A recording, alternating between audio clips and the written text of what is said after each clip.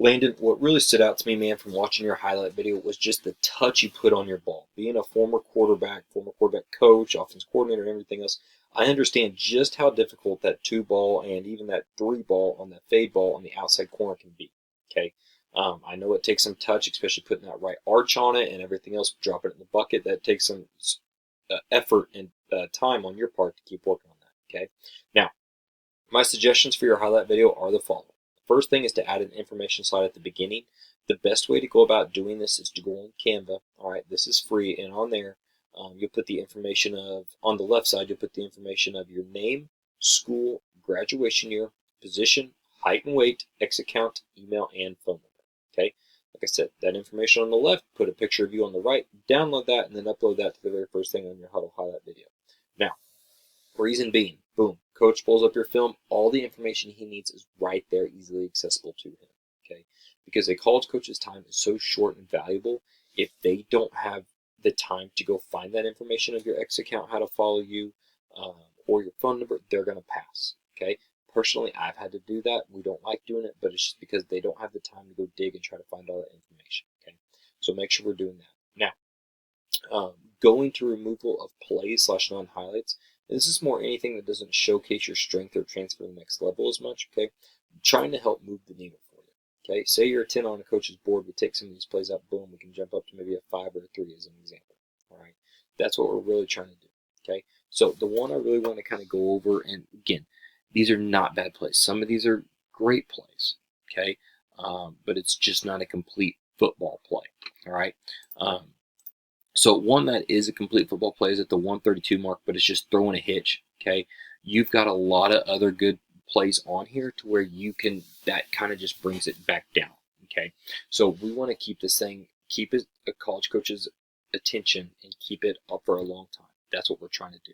Okay, so I would take that out. Just like I said, we're trying to help elevate, move that needle forward. Okay, a couple of them, like was a drop, that was a good ball, but it's just not a complete play. The bad snap for a touchdown, just like I said, we don't want to show you messing up and that not catching the snap. Okay, and then I also took out the ones with the holders as being a holder as well, just because when you have that opportunity, coaches will ask, hey, who can hold? Or sometimes when I've been in rooms that the quarterbacks just expected to hold, depending on what division you're at. Okay, so that's just something that just be ready for and always have that there. And that way they don't critique anything or think something bad about your holding or something. Okay, now also need to make sure you remove JV out of your title. Okay, just that way it just doesn't, people just don't say, oh, JV, and they move on. Okay, we want them to watch your film. They see JV, some coaches will just move on.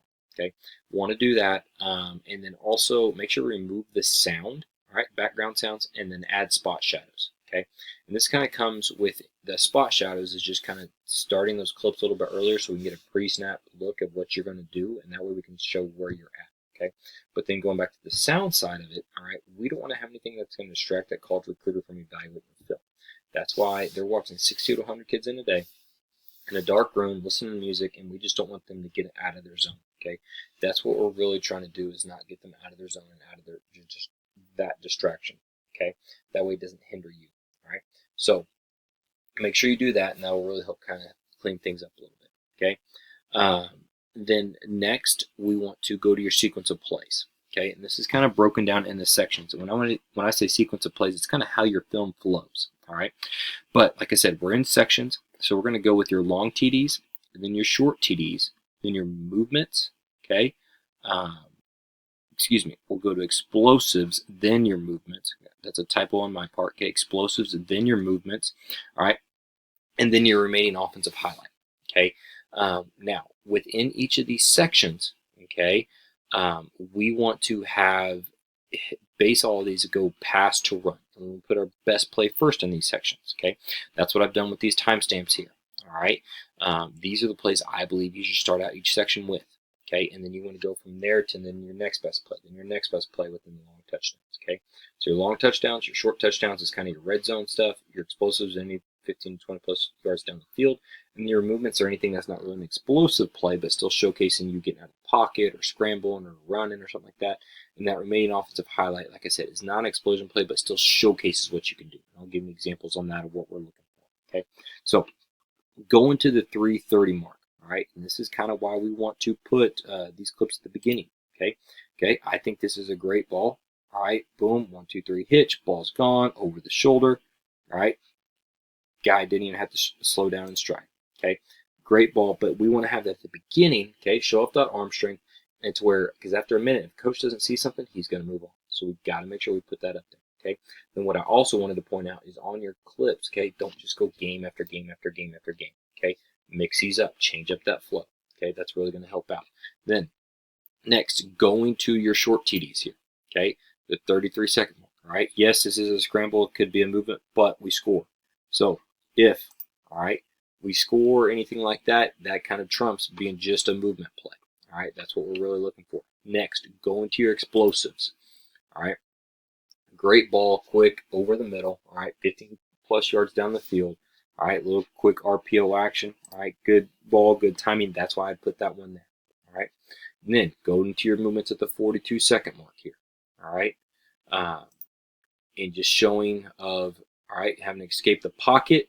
Great job stepping up, breaking the tackle. We don't get 15, 20 plus yards, but we at least get 12. Okay, put that there. It's a great job escaping the pocket. Coach has got to know if you can extend the play or not. All right, and then going back to the 22-second mark. Okay, so kind of the remaining offensive highlight portion. All right, boom, great ball over the middle, back shoulder, seam ball to number 3 receiver. Okay, again, not 15. Okay, but still showcasing you putting the ball where it needs to be over the middle. Sometimes these are the best ones to put in remaining. Okay, or good things that show you can still do. All right, so like we said, add that information slide, remove those plays. Okay, remove the sound, add spot shadows, change up your flow and the sequence of everything. And overall, this will provide a more dynamic highlight video for college coaches. All right, now after going over the divisions, or excuse me, the game film feedback, let's take a look at what divisions you should target. I'm basing this off the most recent highlight video, which is exactly what college coaches are going to do, and where the athlete can receive a scholarship right now. All right, I want you to understand this is a current evaluation opposed to a projected evaluation. All right, this is based on a few criteria. First thing is your graduation year. Use this as an advantage. You know what we need to look at to improve upon.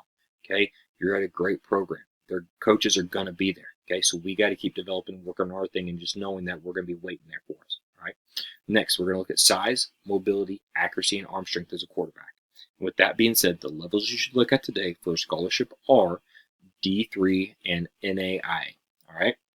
Now, you may start getting interest from these schools and these college coaches at these levels, and if not, you can start the communication process with them through email and then call them. Okay. And if you're not, it's because your graduation year. That's the only thing I'm going to say on that. All right. Like I said, there's nothing there. It's just it's nothing bad there. It's just a graduation year. They may not be looking yet. Okay. But it doesn't mean we can't start the communication process. Make sure you're marketing and branding yourself in the correct way. All right. You need to start getting your name out there through social media. All right. Make sure you're following these coaches next. Make sure you're DMing these coaches. Okay. And then when you DM them your new video and stuff like that, we need to know if they liked it or not. Okay, if they've watched it. All right, because that's going to help determine which prospect camps we're going to go to this year. Okay, because if a coach doesn't respond back to us or kind of ghost us, that you guys say now, and just doesn't really give you any time of day, put your money towards a different camp where a coach is going to do that, where a coach likes you, where he wants to see you at camp. Okay, that's going to help develop that relationship and that bond between the two of you guys. Okay, so when you go attend that camp, maybe it's a smaller one or a one-on-one camp, all right, then you can introduce yourself to that coach better. Okay, because sometimes when you go to these mega camps, there's 1,000+ kids there, and you kind of get lost in the shuffle. Okay, and as an evaluator, as a college coach, it is hard to kind of watch so many kids at one time and really get a true evaluation and build a relationship. All right, but here's the deal: when you build that relationship with that coach at camp, okay, they're going to remember seeing that stuff, the one-on-ones you're throwing. Okay, the fade ball we talking about, the 2 or 3 ball. Okay, they're going to remember seeing that stuff translate to the film. All right, from seeing it at camp. But here's the deal: how can we also attack these levels and get better? My suggestion to improve your game that translates to college football and possibly, okay, a higher division are the following. First thing is accuracy. Working on catch and throw drills, simulating throwing the bubbles, the fast screens, and the quick game. All right, working on drop drills, starting from the ground up. Because here's the deal: if your feet are right, everything else has got a good chance. Okay, mechanic drills, aim small, miss small. The old school saying. All right, because in college football, the windows get smaller as the defenders get faster. And then lastly, film study. Okay, Learn to lead the receivers open at all 3 levels by knowing where the windows will be based on the coverage you're getting and the concept you're running. Okay, just knowing where that's going to be. That's just that football IQ that comes into play. All right, arm strength. This is going to come through your core and your leg strength. All right, that's going to help create more throwing velocity. Some squats and exercises that deal with explosion for that power is really going to help with that. All right, because you got to have more zip on the ball to account for those faster players in college. Okay, footwork drills. Shuffle and weave, between over back, figure eight with cones, gap pressure simulation drills. Okay, have a good base while you're doing these and have a football in hand. This will help your mobility and your pocket awareness, which can translate to that college football level. Okay, and like I told you earlier, college coaches are looking for guys who are mobile in the game today. Okay, who can extend plays when something breaks down. All right, ball security, high and tight. All right, you can practice this while you're doing your footwork drills or sprints, because if you can't protect the football, your chance of playing is going to go down. Lastly, flexibility. All right, this is dealing with your pre and post training stretching. Okay, if you guys don't do this as a team, then you do it on your own. That's part of that individual work, especially being the leader of the team. Okay, but here's the deal. Also, this is going to help prevent injury because your best ability is your availability. If you're dinged up and nicked up over these next couple of years, that's going to hurt your chance of video, so then hurt your chance of an offer. You take that to the college ranks and you're dinged up and nicked up. Now, all right, now it's going to hurt your chance on the depth chart. Okay, so you've got to make sure you're taking care of your body, especially being a quarterback, your arm. I'm going to tell you that from experience. You've got to take care of your arm. Okay, now these improvements are what a quarterback college coach will look at. So double down, do all these things, hit it hard. If it translates to your video, this can help you level up your evaluation and possibly have an opportunity at that D2 level. But Landon, at the end of the day, man, everything's really going to come down to your individual work, your outreach, as well as your marketing on social media, and your relationship building with college coaches, which is why the next step is your athlete interview. We're going to get an interview with the coach and get coached on your communication and your interviewing skills, which is critical for the conversations you're about to start having with college coaches. So make sure you watch the video beforehand, be ready to go. If you have any questions, we'll be able to answer them at the end of the interview. Thank you.